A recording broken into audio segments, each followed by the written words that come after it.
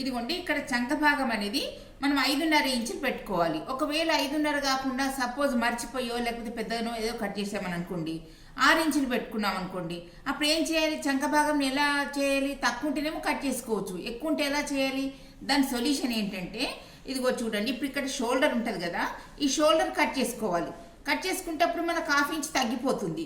మరి 1/2 ఇంచ్ తగ్గిపోయినప్పుడు ఇక్కడ మనకు 1/2 ఇంచ్ తగ్గుతుంది కదా, అలాంటప్పుడు మన నెక్ కూడా సెట్ చేసుకోవాలి. అంటే నెక్ మన ఫ్రంట్ పార్ట్లో కొంచెం 1/2 ఇంచ్ అంతా డీప్ చేసుకోవాలి. ఇప్పుడు ఇక్కడ మనం అడ్జస్ట్ చేసుకున్నప్పుడు ఇక్కడ డీప్ చేసుకోవాలి. అప్పుడు 2 అడ్జస్ట్మెంట్ అవుతాయి. అంటే చంక భాగం అనేది మనకు 5.5 ఇంచులు కరెక్ట్గా వచ్చేస్తుంది. ఇక్కడ చంక భాగం దగ్గర మనం ఈ డాట్ వేసుకుంటాం కదా, ఈ డాట్ కూడా కాస్త ఎక్కువ పట్టుకోవాలి. అలాంటప్పుడు ఇప్పుడు మనకు చంక భాగం అనేది తగ్గిపోతుంది.